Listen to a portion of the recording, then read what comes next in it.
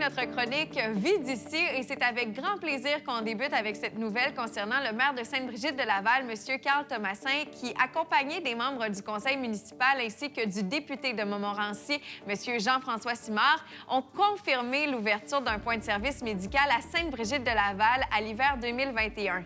Le point de service va offrir aux citoyens les services d'une infirmière clinicienne qui sera sur place à temps plein, en plus d'un employé administratif. En cas de besoin, d'autres membres pourraient s'ajouter à l'équipe, notamment un médecin. Le tout sera évalué au fur et à mesure après l'implantation du point de service qui sera rapide.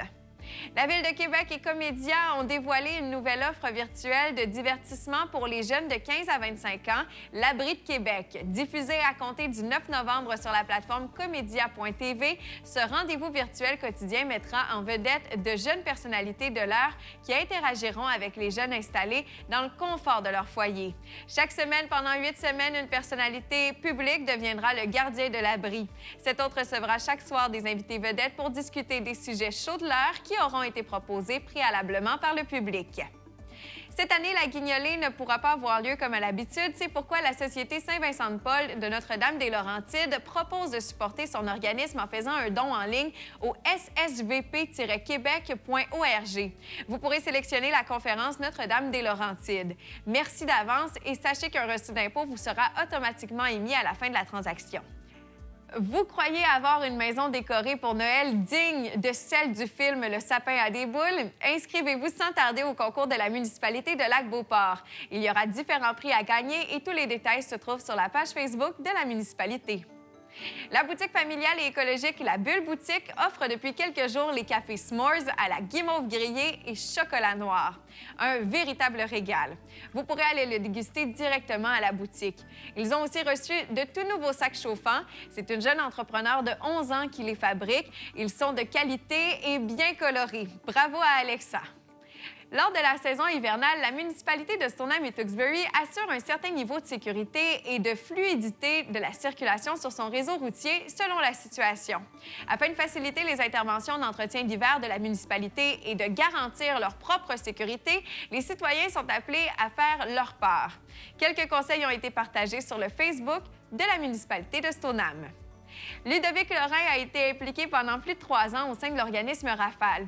Il cède maintenant sa place à une autre personne qui souhaite s'impliquer pour le transport de la distribution alimentaire. Bravo à Ludovic et n'hésitez pas à contacter Rafale pour vous impliquer si le cœur vous en dit. La cabane Au Poil de Sainte-Brigitte de Laval s'est impliquée auprès du refuge éthique de l'Arrière-Pays en offrant un super don. Disons qu'il y avait beaucoup de matériel qui fera une grande différence pour le refuge qui stérilise des dizaines, voire des centaines de chats chaque année sur notre territoire. Merci d'avoir visionné cette chronique Vie d'ici.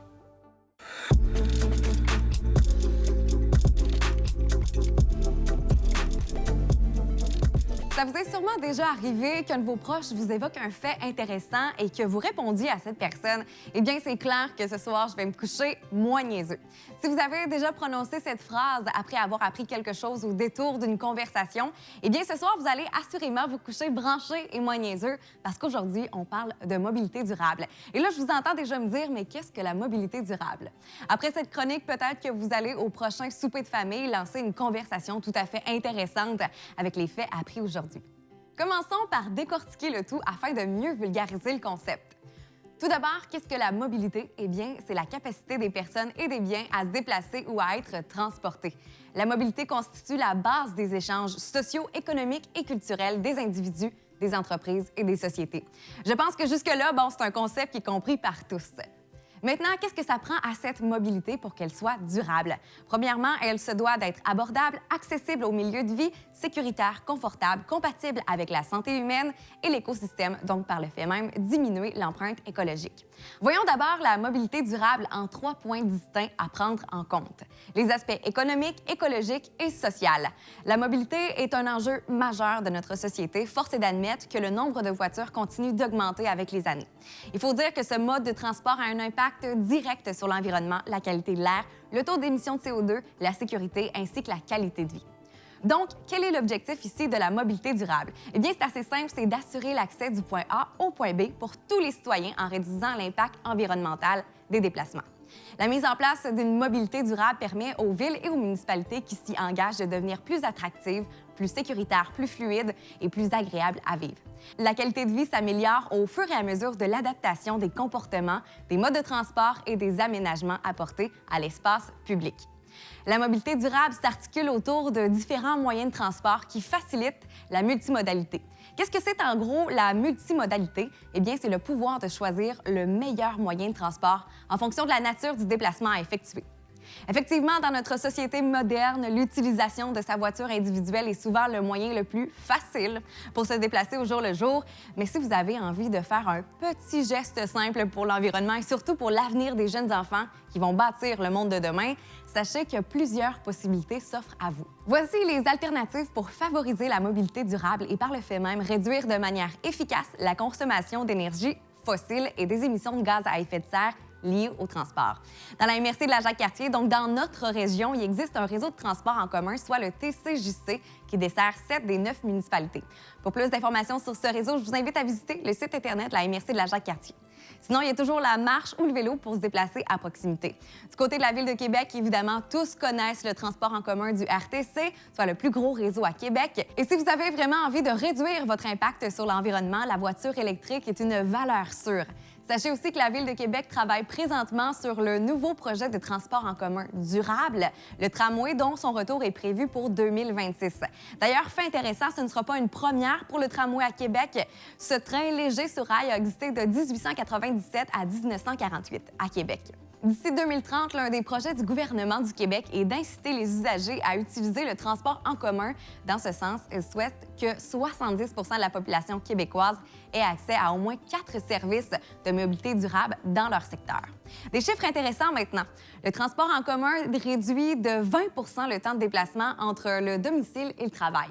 Autre fait intéressant, le nombre d'accidents de la route a connu une baisse importante comparativement à 2018. Le bilan de 2019 confirme que le transport en commun aide à diminuer ces statistiques. Évidemment, ce n'est sûrement pas demain matin que vous allez changer vos habitudes et votre mode de vie. Finalement, sachez que la mobilité durable limite la consommation d'espace et de ressources, donne et facilite l'accès, favorise le dynamisme économique, est socialement responsable et respecte l'intégrité de l'environnement. En tant qu'être humain, il est important de prendre conscience que le bien-être de l'environnement est la responsabilité de tous et chacun. De notre côté, on se retrouve très bientôt pour une autre chronique. On va se coucher branché et moins niaiseux.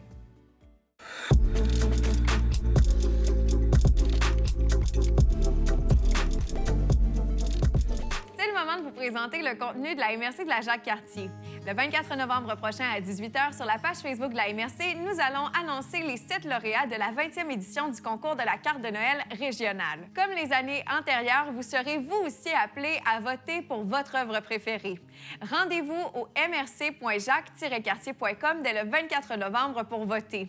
Rappelons que le grand gagnant verra son œuvre illustrée sur la carte de Noël de la MRC et nous l'enverrons à tous nos partenaires et collaborateurs. Bonne chance à tous les finalistes du concours. On peut se le dire, se réinventer et s'adapter feront sans aucun doute partie des mots les plus à propos en lien avec cette année hors de l'ordinaire que nous vivons. Ce sont d'ailleurs des mots qui s'allient très bien au marché de Noël de la région de la Jacques-Cartier qui sont de retour cette année. En effet, la féerie de Noël de Lac-Beauport s'adapte et devient cette année le rallye de Noël et son marché. Les visiteurs seront invités à apprécier les animations proposées en toute sécurité à bord de leur véhicule. Ils pourraient notamment se laisser bercer par les douces voix de la chorale, se laisser charmer par des personnages ou encore saluer le Père Noël. Une fois le rallye terminé, les visiteurs pourront se stationner et aller soutenir les artistes et artisans locaux présents. Une belle façon d'encourager vos entreprises locales tout en mettant des étincelles dans les yeux de vos enfants. C'est un rendez-vous les 5 et 6 décembre prochains. Quant à lui, le marché de Noël de Stoneham et Tewksbury s'est aussi adapté à la situation actuelle. Les 4, 5, 6 et 11, 12, 13 décembre prochains, soyez assurés que les exposants présents seront prêts à vous accueillir en toute sécurité. Allez faire un tour et donnez la Jacques-Cartier en cadeau cette année. Votre cour arrière est aussi le plus grand terrain de jeu de Québec. Mettez du plein air à l'horaire de vos proches en offrant une activité à faire dans la région ou offrez à votre douce moitié de vous évader en amoureux dans un chalet coquet. Ou encore, vous pourriez créer des souvenirs grandeur nature avec vos enfants dans une yourte ou un dôme. Une expérience hors du commun qui vous donnera l'impression d'être loin de la maison. En terminant, pour tous les détails sur les marchés de Noël, visitez notre site dans la section Noël et pour le plein air et le plein d'activités, ainsi que de destinations à offrir en cadeau, c'est au jacques-cartier.com que vous découvrirez le tout.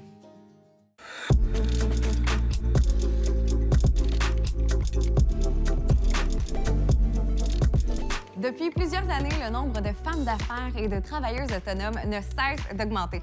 Selon l'indice entrepreneurial québécois réalisé par le réseau Mentorat, le Canada, avec un nombre restreint d'autres pays, se démarque par une part qui dépasse 30 d'entrepreneurs femmes parmi les propriétaires d'entreprises. Le Québec affiche donc une performance particulièrement bonne. Quoique ces chiffres soient impressionnants, on a encore du chemin à faire pour améliorer la place des femmes dans l'entrepreneuriat. Mais il faut mettre en perspective des progrès certains. Le Québec figure parmi les leaders en matière d'entrepreneuriat au féminin. Le monde des affaires est ce qu'il est aujourd'hui grâce à ces femmes allumées, réfléchies et ambitieuses qui partagent leur parcours, leurs projets et leurs conseils que le monde de l'entrepreneuriat parvient à évoluer. Je suis heureuse de vous présenter ces femmes qui sont des modèles inspirants de par leur audace, leur persévérance, leur ténacité, qui deviennent avec le temps des modèles pour les femmes qui aspirent à devenir entrepreneurs. Aujourd'hui, j'ai le plaisir de vous présenter Kim Descaries, copropriétaire de l'entreprise Lao Kombucha. Kim est une jeune femme d'affaires créative et passionnée qui vient d'une famille de parents entrepreneurs où l'entrepreneuriat règne. Évidemment, quand tu viens d'une telle famille, c'est évident que tu souhaites toi aussi trouver ta voie dans le domaine des affaires. Pour Kim, l'entrepreneuriat, c'était pas une option, mais plutôt un chemin de vie qu'elle a toujours voulu emprunter.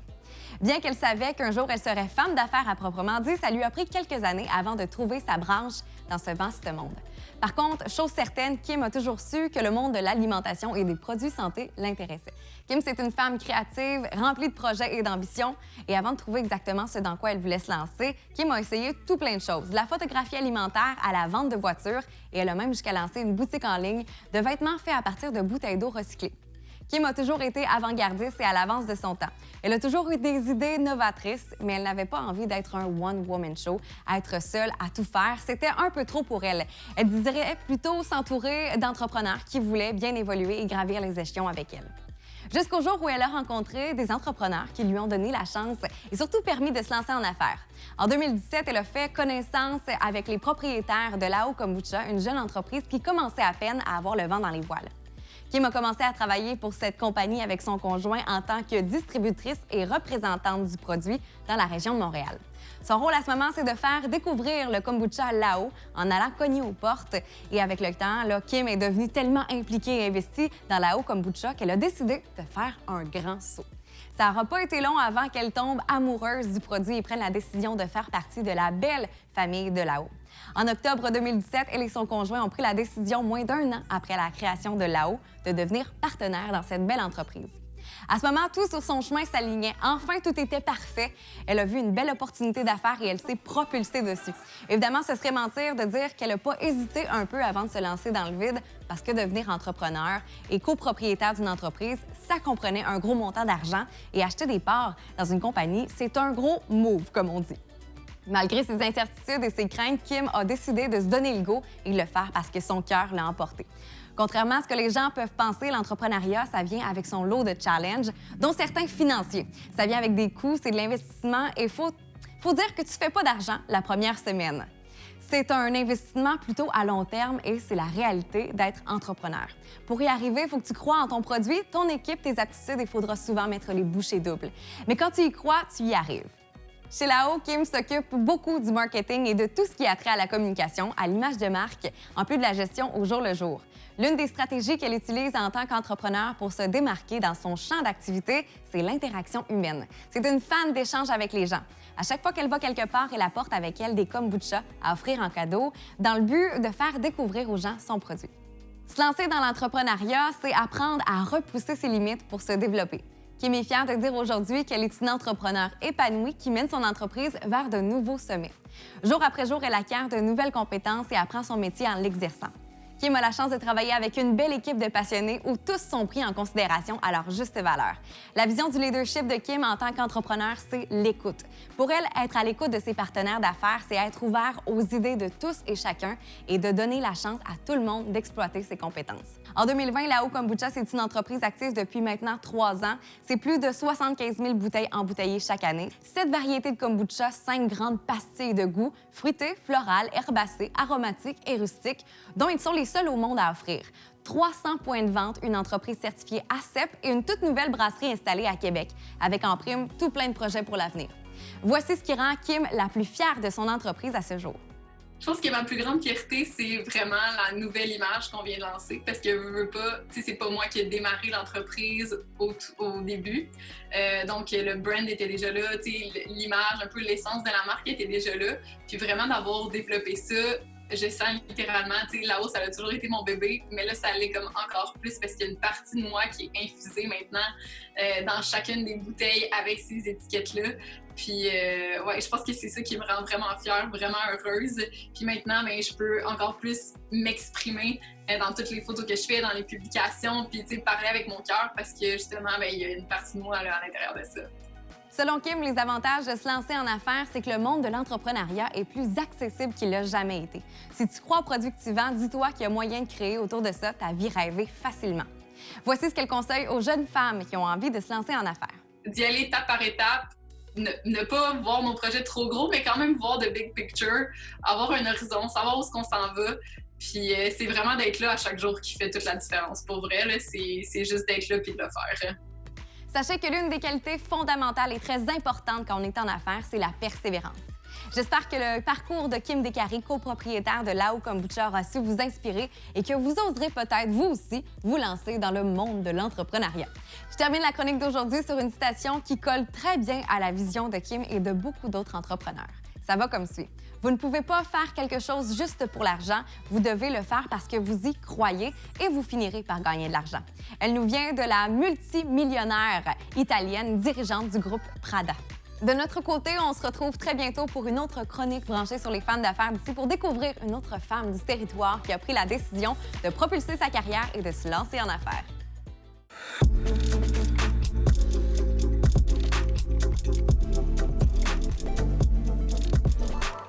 De vous présenter la chronique d'actualité télé.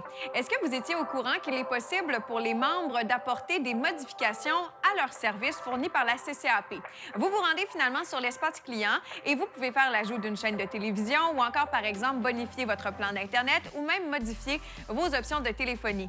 Vous pouvez également effectuer la gestion de vos courriels, surveiller votre consommation Internet, consulter vos factures antérieures ou encore le solde de vos ristournes. Pour accéder à votre espace client, vous n'avez qu'à vous rendre au espaceclient.ccapcable.com. Bonne nouvelle, le Wi-Fi 360 est maintenant inclus dans les forfaits Oméga et Epsilon. Parce qu'on le sait tous, les problèmes en lien avec l'Internet sans fil à la maison sont toujours désagréables et ils peuvent aussi être dus à une multitude de facteurs, comme entre autres l'interférence du signal, un plan Internet qui n'est pas adapté à vos besoins ou encore une saturation de votre utilisation des données. Utiliser un routeur sans fil adéquat est aussi bien souvent une superbe solution. En général, la durée de vie d'un routeur sans fil est d'environ 3 ans. Il est possible qu'après cette période, votre appareil perde de l'efficacité ou encore ne soit pas 100% optimal pour vos besoins ou encore votre plan Internet. Le service Wi-Fi 360 propose, grâce à la CCAP, non seulement un équipement performant, mais aussi un service complet d'accompagnement dans la gestion de votre réseau à la maison et vous propose aussi de nombreux avantages. Il est inclus dans les plans Internet, je vous le rappelle, Oméga et Epsilon, et également disponible pour tous les clients Internet au coût de 5,95 $ par mois et gratuit pour les 3 premiers mois. Pour vous procurer un appareil, contactez le service à la clientèle de la CCAP au 849 71 25 dans le 418. Maintenant, pour la chronique CCAP.tv, alerte concours. En novembre, je mange 100% local. Pour souligner la dernière émission de notre série Mange local, nous voulons gâter un peu nos auditeurs et vous permettre de profiter d'une belle occasion de découvrir quelques producteurs de la série à travers un appétissant panier cadeau d'une valeur de 300 $. Pour participer, vous avez qu'à vous brancher sur la page Facebook de CCAP.tv et toutes les informations vous seront fournies dès le 23 novembre. On vous rappelle que vous pouvez partager partager vos annonces gratuitement sur notre babillard. C'est très, très simple. Pour accéder au formulaire, vous n'avez qu'à visiter notre site Web où vous trouverez sur la page d'accueil un bouton « Annoncez-vous ». Envoyez vos informations dès que possible pour vous assurer une diffusion à la télévision. Si votre organisme a besoin de bénévoles, que vous ayez une levée de fonds ou encore de l'information à transmettre à la population, c'est un service qui est idéal pour vous. Nouveau contenu sur nos ondes. Sur ccap.tv, vous pourrez maintenant visionner les capsules à 2 mètres. Vous verrez sur nos plateformes des capsules pour parler des entreprises de notre territoire. Pas question de parler de la pandémie, juste un rayonnement pour les gens d'ici. Dans la même lignée, ccap.tv est heureuse de mettre en lumière les commerçants d'ici avec le service J'encourage local afin de promouvoir la consommation locale.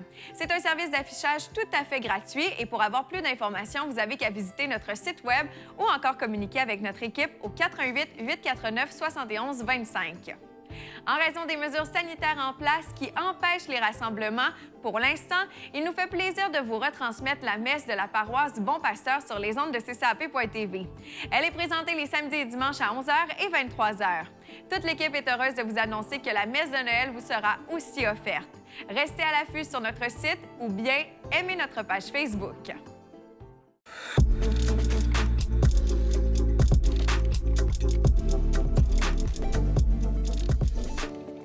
Aujourd'hui, dans la chronique techno, je vous parle de l'éducation et de son virage numérique imposé depuis mars dernier.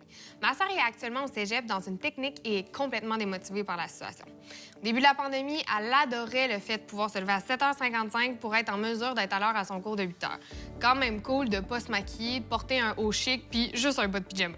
Par contre, le manque de socialisation, le fait de toujours rester dans le même environnement, a rapidement développé une autre maladie, l'écœurite aiguë de la vie en mode télé-soirée, télé-école, télé-café, télé-gym et j'en passe. Le manque de diversité dans son quotidien l'a vite rattrapé. Petite anecdote d'ailleurs, pour les parents en manque de remède, ils m'ont mentionné avoir acheté une lampe de luminothérapie afin de passer un beau mois de novembre. OK, visiblement, il n'y a pas juste elle qui est en écœurite aiguë, puis elle va m'en vouloir d'avoir dit ça à la télé. En bref, c'est pour ça que je me suis mise à m'intéresser à la fameuse écœurite aiguë des télés, mais particulièrement pour l'éducation de nos enfants. Est-ce que c'est bon ou c'est mauvais? Il faut savoir que depuis le début de la pandémie, la COVID a entraîné la fermeture d'écoles dans le monde entier. À l'échelle mondiale, c'est plus de 1,2 milliard d'enfants qui sont pas scolarisés. Pour remédier à la situation, l'éducation se tourne, tout comme la majorité du monde, vers les solutions télé, telles que l'apprentissage en ligne, style l'enseignement à distance ou sur des plateformes numériques. La question, est-ce que c'est réellement une solution durable ou un plaster pour arrêter l'hémorragie? D'un côté, certaines études démontrent clairement que l'éducation en ligne augmente la rétention d'informations, et ce, en moins de temps. Toutefois, qu'advient-il des enfants qui n'ont pas accès à une bande passante rapide? Surtout, on se rappelle qu'en ce moment, au Québec, c'est 340 000 foyers qui n'ont pas accès à Internet haute vitesse. Vrai de dire que l'éducation en mode télé, c'est pas vraiment nouveau. Déjà avant la COVID-19, il y avait déjà une croissance des technologies de l'éducation. Avec des investissements mondiaux dans les technologies de pointe atteignant 18,6 milliards de dollars en 2019, et le marché global de l'éducation en ligne devrait atteindre 350 milliards de dollars d'ici 2025. Les investissements se tournent principalement vers des applications linguistiques, du tutorat virtuel, des outils de visioconférence ou de logiciels d'apprentissage en ligne. En fait, la pandémie n'a été qu'un pied sur l'accélérateur. D'ailleurs, chapeau à l'application québécoise AlloProf, qui était déjà, il y a 10 ans, des innovateurs en tutorat en ligne. Secret entre vous et moi, mais je leur dois mes maths fortes de secondaire 4 grâce à nos rencontres avec des professeurs bénévoles. Au-delà d'être utile, il est démontré que les technologies, appelées affectueusement EdTech, qu'en moyenne, les élèves conservent 25 à 60 % de matériel de plus lorsqu'ils apprennent en ligne, contre seulement 8 à 10 % en classe. La question, pourquoi? C'est principalement dû au fait que les étudiants peuvent apprendre plus rapidement en ligne. L'apprentissage en ligne nécessite 40 à 60 % moins de temps pour apprendre que dans une salle de classe traditionnelle, parce que les élèves peuvent apprendre à leur propre rythme, revenir en arrière et relire, sauter ou accélérer les concepts comme ils le veulent, mais surtout comme ils en ont le besoin. Par contre, il y a des nuances. Les statistiques varient selon les groupes d'âge. Plus l'enfant est jeune, plus l'environnement se doit d'être structuré, parce qu'ils sont plus facilement distraits. La solution, déployer des efforts concertés pour fournir cette structure. Mettons qu'il faut aller plus loin qu'une simple vidéo où le prof se filme en train de lire ses diapositives. Il faut utiliser une gamme d'outils de collaboration et de méthodes d'engagement qui favorisent l'inclusion, la personnalisation et l'intelligence. Les experts spécifient que ces enfants utilisent largement leur sens pour apprendre. Il est donc crucial de rendre l'apprentissage ludique et efficace en partenariat avec la technologie. Mirwal Mohi de Bijou, une société de technologie éducative et de tutorat en ligne qui est maintenant la société EdTech la plus appréciée du monde, remarque que sur une période définie, une intégration intelligente des jeux a démontré un engagement plus élevé et une motivation accrue envers l'apprentissage, en particulier chez les jeunes élèves, ce qui les rend vraiment amoureux de l'apprentissage. Reste que ces solutions sont excellentes au niveau de la théorie, mais en pratique, c'est différent. On doit se poser des questions pour les étudiants sans accès à Internet fiable et ou sans technologie qui ont du mal à participer à l'apprentissage numérique. L'écart est réel. Il est observé entre les pays et entre les tranches de revenus au sein des pays. Par exemple, alors que 95 des élèves en Suisse, en Norvège et en Autriche ont un ordinateur à utiliser pour leurs travaux scolaires, seuls 34 en Indonésie en ont, selon des données de l'ODC. Aux États-Unis, il existe un écart important entre ceux issus de milieux défavorisés et favorisés. Alors que pratiquement tous les jeunes de 15 ans issus de milieux privilégiés ont déclaré avoir un ordinateur pour travailler, près de 25 de ceux issus de milieux défavorisés n'en avaient pas. Alors que certaines écoles et certains gouvernements ont fourni des équipements numériques aux élèves dans le besoin, comme en Nouvelle-Galles, du Sud, en Australie, beaucoup craignent toujours que la pandémie ne réduise la fracture numérique. Au Québec, selon les résultats préliminaires d'une collecte de données effectuée ce printemps par le ministère de l'Éducation, c'est près de 80 000 élèves qui n'ont pas accès exclusif à une tablette ou un ordinateur à la maison. Il est clair que cette pandémie a complètement perturbé un système éducatif qui, selon beaucoup, perdait déjà de sa pertinence. Dans son livre 21 Lessons for the 21st Century, le chercheur Yuval Noah Harari décrit comment les écoles continuent de se concentrer sur des compétences académiques traditionnelles et l'apprentissage par cœur, au détriment des compétences comme la pensée critique et l'adaptabilité, qui pourtant sont les clés de notre succès, de notre avenir. Les enfants d'aujourd'hui ont des environnements sécuritaires, adaptés, justes, équitables plus que jamais. Et pourtant, ils sont les plus malheureux de l'histoire. Il faut trouver un environnement éducatif qui saura leur offrir des outils, mais surtout des réflexes de savoir-faire. Savoir-faire, c'est essentiel pour survivre en société, mais le savoir-être, par contre, c'est qu'est-ce qui permet de vivre et encore plus, surtout dans un monde cosmopolite où tout change à un rythme effréné.